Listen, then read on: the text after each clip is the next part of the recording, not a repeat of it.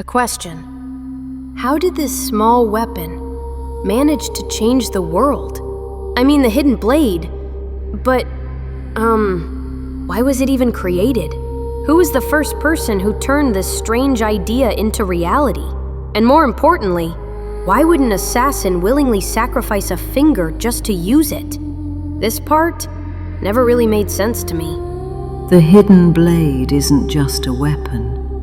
It's a philosophy, and its roots go back long before Altair and Ezio ever existed.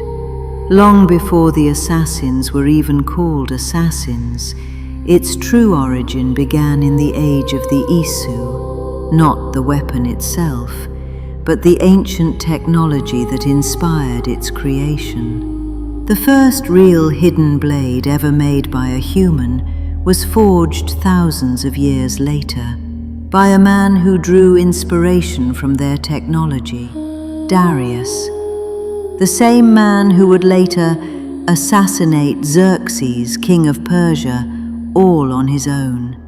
But what most people don't know is that the very first hidden blade was worn on top of the forearm, not underneath the wrist.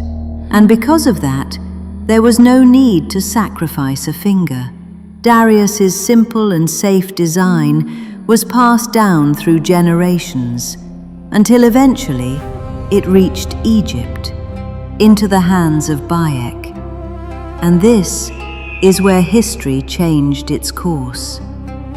When Bayek tested a version worn under the wrist, a version meant to be more discreet, faster, and more practical, during a failed assassination.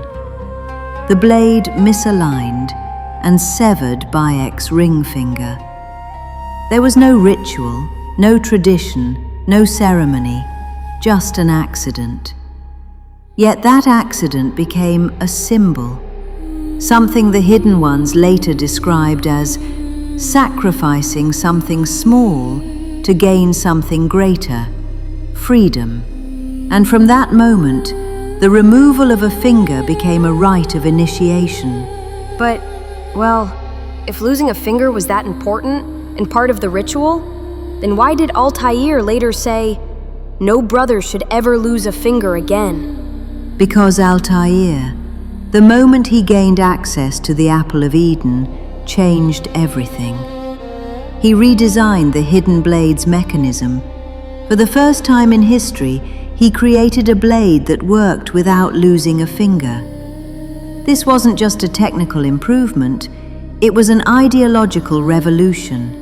Altair wanted assassins to be less like martyrs and more like free men. Then why did the weapon need to be hidden at all? Why not use it like a normal sword or dagger? Because the assassins believed, a true killer strikes from the shadows, not from pride. The hidden blade represented the Brotherhood's 3 sacred principles. 1. Stealth.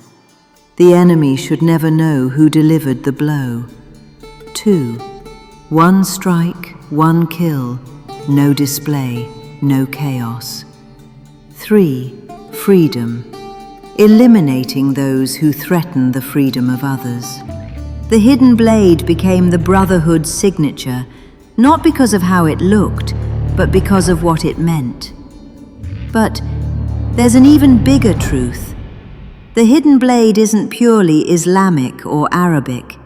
It isn't fully Italian either, and its roots weren't born in the Middle Ages. This weapon is a direct legacy of the Isu era, refined by Darius, evolved by Altair, and turned into a symbol of European liberation by Ezio. Across every era, it carried one message: the assassin must never be seen, only the result. So, the true origin of the hidden blade wasn't war or power. It was something else? Yes. The hidden blade was created for one purpose: to eliminate those who enslave the freedom of others.